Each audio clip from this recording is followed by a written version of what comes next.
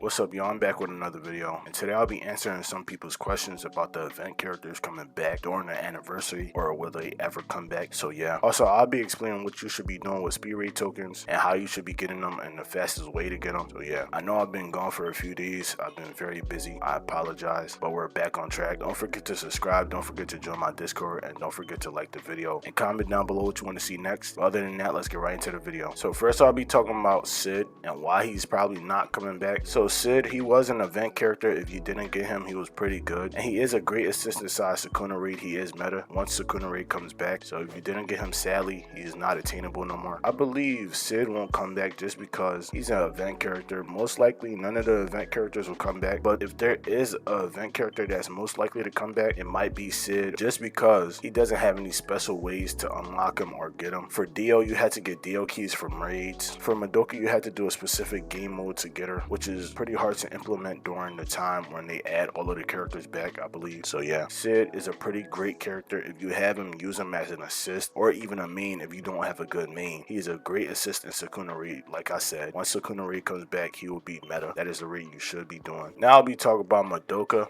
Honestly, Moka is probably least likely to come back out of all three of the characters that left, just because there was a special way for getting her. She had a whole game mode dedicated to herself, which if you played, you got gems. Also, you could drop her or get her accessory, also get mythical cards. It was just a whole game mode dedicated to her, which is why I don't think she will come back, and she is the least likely to come back. She was pretty hard to get as well, meaning if they were to add her back, it would be even harder because you're trying to go for her and other characters that's added to the game as well. I believe that is why she had a whole event dedicated to her, because how hard she was to get, and her accessory is pretty hard to get as well. I love the fact that they added raid tokens to awaken the characters, because it wasn't fair to people who grinded out the whole time trying to get Dio. I personally got Dio on 146 pity. I wasn't here during the Moka event, sadly. If she was to come back, I would be glad, honestly. She's a great character to have. But yeah, so now I'll be talking about Dio Over Heaven. So Dio, honestly, I don't believe he'll come back either, just because it was like a Moka event type of thing. Not really, but you did have to do raids to get Dio keys to get Dio, or spin for his event. Instead of raid tokens, you got Dio keys, which was pretty cool, but it was hard to get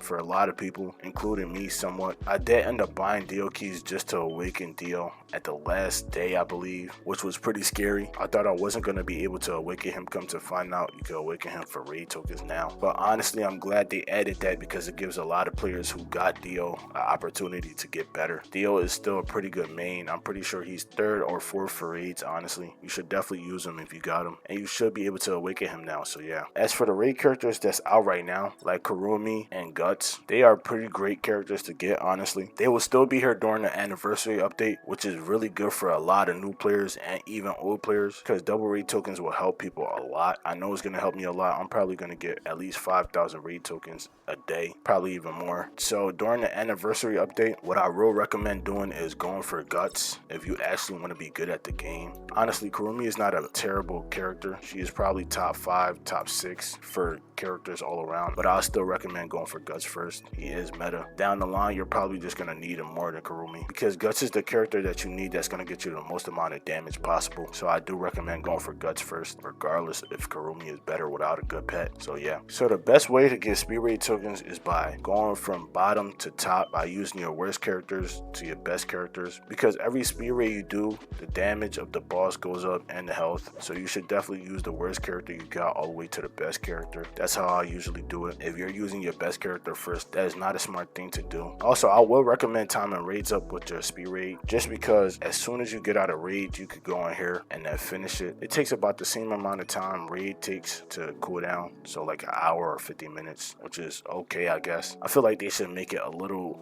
faster, maybe like take it down to 30 minutes, just because it's so hard already to get speed raid tokens. I feel like they should lower the time it takes to wait. They should also add more rewards for higher tier players, or just add more speed raid tokens to these, because it's not that much, honestly. They should make this 100. They should make this 100 as well. They should make this 100 as well. They should make this at least 125. Might as well. You have it at 75. That doesn't make no sense whatsoever, and this is okay where it's at. Or they should raise it to 125 as well, because in my opinion, this is too low of rate tokens to get the stuff that you actually need. Every character is at least 2,700, and Shadow Monarch is the best character inside the speed rate shop. He's great for dimensions, don't get me wrong, but he's not an all-around great character for raids. And they're not even as good as the raid shop characters. They're just the shadow versions, so they're slightly worse, which is crazy to me that they cost this much. They should definitely lower that. You could get a few of these characters to do good in Infinite, or even get a world record on time challenge to get on the leaderboard. So yeah, I feel like they should definitely add a speed raid tokens currencies to AFK. That would definitely help out a lot. Even if it's one each 10 minutes, that would be great, or each 5 minutes, that would be even greater. It doesn't even matter, honestly. At this point, we just need a way of getting more speed raid tokens. For an average player, it's probably about 6 months to get Shadow Monarch, or probably even longer, depending on how much they play the game. And for me, it's probably going to take me about at least 2-3 months to get one of these characters, or probably just 2 months at most. That is just crazy to me that I have to grind that much just to get one of these characters. It's insane. And I've been playing this game for a pretty long time. I just finished getting all of these speed raid skins. So yeah, they should definitely add a way to get more speed raid tokens, in my opinion. If this video helped y'all, let me know down in the comment section below. I appreciate y'all for all of the support. I'm gonna try to stay as consistent as I can be. We're almost at 2K subs. We could definitely hit it within this month. Don't forget to join my Discord, and don't forget to like the video and comment down below what you want to see next. But other than that, thank you for watching, and peace out.